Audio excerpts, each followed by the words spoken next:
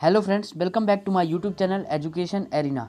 दोस्तों, आज इस वीडियो में हम डिस्कस करने वाले हैं इंडियन कॉन्ट्रैक्ट एक्ट 1872 का सेक्शन 19 जो डील करता है voidability of agreement without free consent.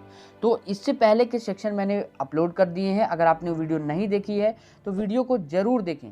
और दोस्तों, अगर आप चैनल पर नए हो तो चैनल को सब्सक्राइब जरूर कर देना, बेल आइकन को भी प्रेस कर दो जिससे आपको हमारी लेटेस्ट अपडेट मिलती रहे। तो दोस्तों, चलिए आज हम डिस्कस कर लेते हैं section 19 voidability of agreement without free consent. तो सबसे पहले देख लेते हैं कि इसमें है क्या। तो आपके स्क्रीन के ऊपर दिख रहा है, आप इसको पढ़ भी सकते हो।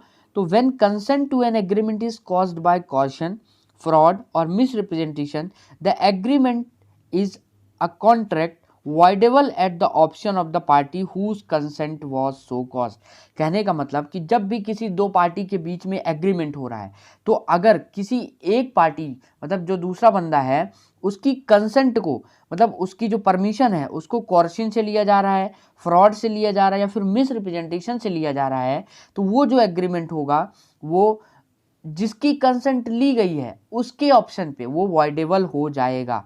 ठीक है। इससे पहले हमने जितने भी सेक्शन को पढ़ा है तो अगर किसी भी पार्टी की कंसेंट फ्रॉड मिस रिप्रेजेंटेशन से ली जा रही है या फिर कॉर्शन से ली जा रही है तो वो वाइड हो जाता था, लेकिन सेक्शन 19 ये बोलता है कि इस केस में ये वॉइडेबल होगा। अब वॉइडेबल कॉन्ट्रैक्ट क्या है हमने पिछली वीडियोस में डिस्कस किया है, लिंक डिस्क्रिप्शन में दिया है, आप जाकर वहां से देख सकते हो।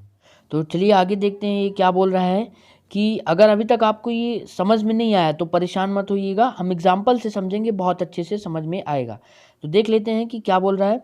अ पार्टी या to contract whose consent was caused by a fraud or misrepresentation may, if he thinks fit, insist that the contract shall be performed and that he shall be put on the position in which he would have been if the representation made had been true। देखिए, कहने का मतलब कि वह पक्षकार, वह party जिसकी जो कंसेंट है, जिसकी जो सम्मति है वो या तो फ्रॉड या फिर मिस रिप्रेजेंटेशन से ली जा रही है, तो यदि वह ठीक समझता है कि हाँ ठीक है, हो गया, मतलब जो एग्रीमेंट हुआ है वो ठीक है, तो वह आग्रह कर सकेगा कि संविदा का पालन किया जाए। मतलब उसके ऊपर डिपेंड करता है कि अगर वो ठीक नहीं समझता है तो वो उसको वाइड करा सकता है।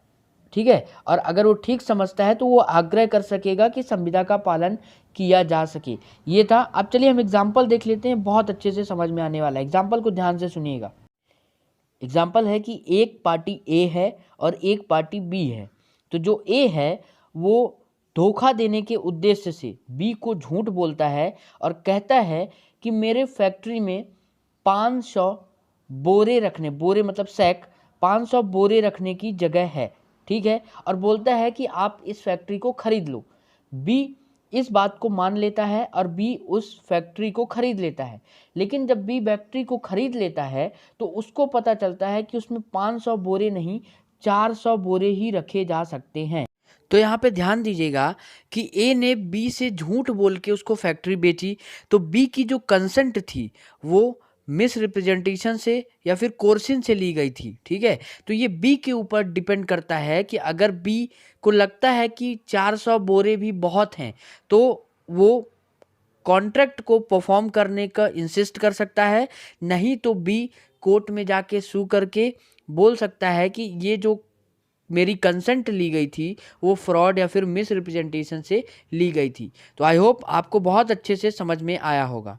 और दोस्तों, मैं आपके लिए हर एक सेक्शन को कवर कर रहा हूं, तो अगर आपने पिछले सेक्शन की वीडियोस नहीं देखी है तो ज़रूर देखें और हमारे चैनल को सब्सक्राइब ज़रूर कर दें और ज़्यादा से ज़्यादा अपने दोस्तों के पास इस वीडियो को शेयर करें।